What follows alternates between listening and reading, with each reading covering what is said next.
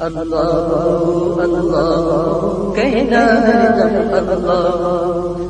اب یہ سڑنے کے لیے ہے، گلنے کے لیے ہے، اس کی اب کوئی حیثیت نہیں ہے، مٹی سے مٹی ہونے والی ہے۔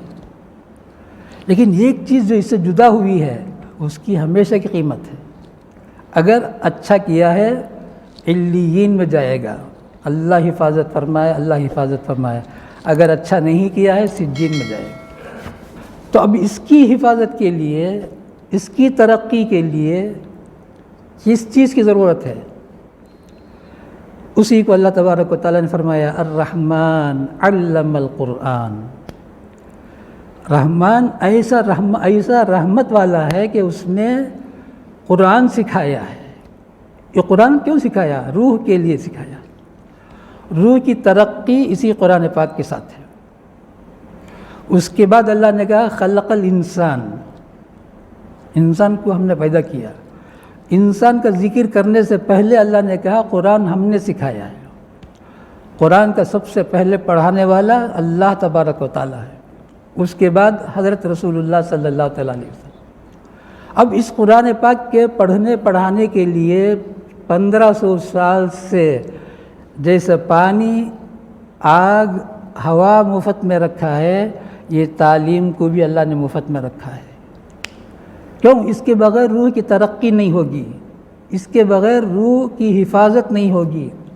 روح کی حفاظت کے لیے اللہ تبارک و تعالیٰ نے اس قرآن پاک کو اس دن سے آج تک قیامت کے صبح تک مفت میں رکھا ہے۔ اب جو علم انسان کی ضرورت نہیں ہے، اب اس کے لیے 1,00,000 کیا بولتے ہیں اسے، ایڈمیشن کیا دینا ہے، وہ کیا کہ دیتے نا، ڈونیشن۔ کل ایک صاحب آئے اپنی بچی کی داخلہ کے لیے گئے تو کہا ڈونیشن 1,00,000 روپے دینا ہے۔ آج تک کسی مدرسے میں داخلہ فیس تو ہوتا ہے، داخلہ فیس کا مقصد دوسرا ہوتا ہے، وہ داخلہ فیس بھی اگر نہ ہو تو اس کے بعد داخلے کی کارروائی بھی ہونا ہے۔ باقی بچوں سے پیسہ مکتب میں کون پیسہ لیتا ہے؟ کیوں؟ یہ قرآن پاک روح کی غذا ہے، یہ ہم کو سمجھنا ہے۔ یہ قرآن پاک روح کی غذا ہے۔ جتنا قرآن پاک سے ہمارا تعلق بڑھے گا اتنی روحانیت ہماری ترقی کرے گی، اور جتنا ہم قرآن پاک سے دور ہوں گے روح ہماری اتنی خراب ہوتی چلی جائے گی۔ اور ایک اور چیز اللہ تعالیٰ نے سکھایا، قرآن جیسی ایک نعمت عطا فرمایا، الرحمن علم القرآن خلق الانسان علمہ البیان۔ یہ ایک نعمت ہے، بیان۔ بیان کیا ہے؟ ہم جو بیان کر بیٹھا ہوں یہ بھی بیان ہے، ایک اور بیان ہے، وہی اصل بیان ہے۔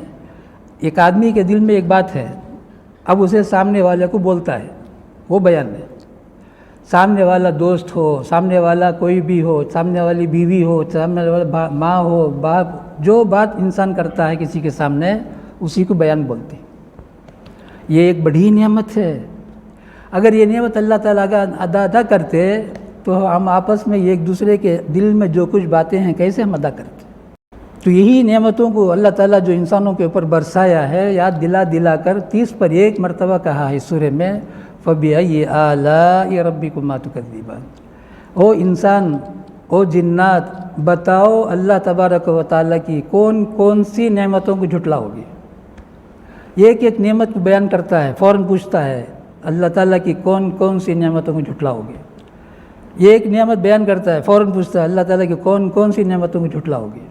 اسی پارے میں 30 پر 1 مرتبہ اللہ تعالیٰ نے کہا ہے۔ اس سے پہلے کے پارے میں اللہ تبارک و تعالیٰ نے ایک اعلان کیا ہے، قسم بخدا اس قرآن پاک کو ہم نے آسان کر دیا ہے۔ کسے آسان کر دیا ہے؟ سب کو نہیں، جو پڑھنے کے لیے آتا ہے اس کے لیے ہم نے آسان کر دیا ہے، جو یاد کرنے کے لیے آتا ہے اس کے لیے ہم نے آسان کر دیا ہے۔ کتنا پارہ پڑھا ہے؟ ہاں 5، اتنا چھوٹا سا 5 پارہ پڑھ لیا ہے، اور زیادہ پڑھ لیا ہوتا خیر، ورنہ اس عمر کے بچے حافظ بھی ہو رہے ہیں۔ یہ قدرت کی نشانی ہے، کسی بچے کا کمال نہیں، کسی استاد کا کمال نہیں۔ اب بتاؤ اسے کیسے یاد ہو گیا؟ کیوں؟ پڑھنے کے لیے آیا تو حافظ ہو گیا 5 پارے کا۔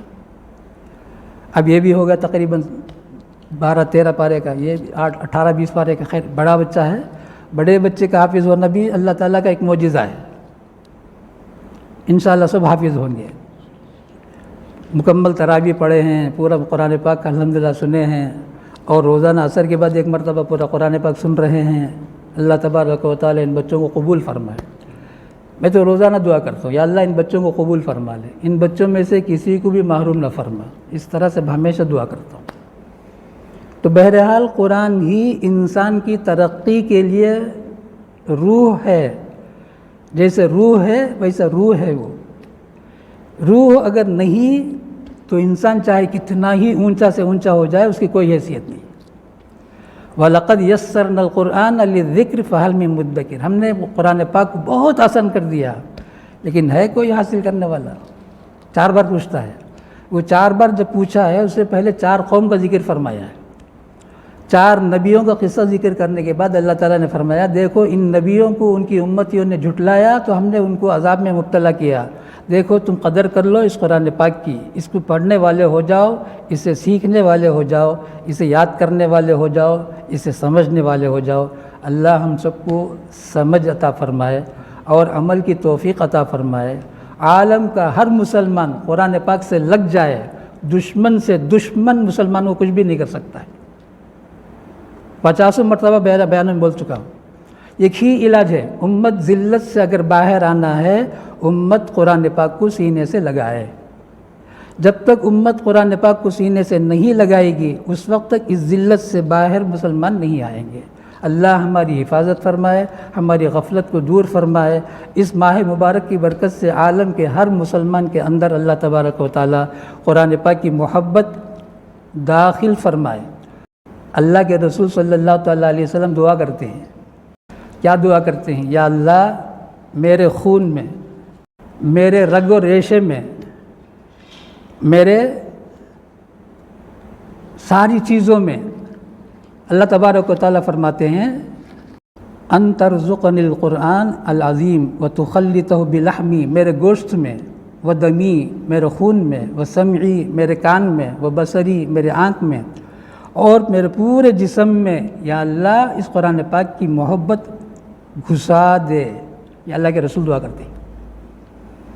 اب یہ دعا کرنے کے لیے اللہ تبارک و تعالیٰ کی بہت زیادہ اللہ کے رسول تعریف بھی کرتے ہیں، ایک صفحہ پوری تعریف کیے ہیں اللہ کے رسول، مکمل ایک صفحے میں اللہ تبارک و تعالیٰ کی تعریف کرنے کے بعد یہاں سے لے کر یہاں تک پوری تعریف اللہ تعالیٰ کی ہے۔ اب اس کے بعد مانگتے ہیں یا اللہ ان ترزقنی القرآن العظیم وتخلطہ بلحمی و دمی و سمیع و بصری وتستعمل بجسدی بحولک وقوتک فإنہ لا حول ولا قوة الا بک۔ اللہ تبارک و تعالی عمل کی توفیق عطا فرمائے۔ سبحان اللہ۔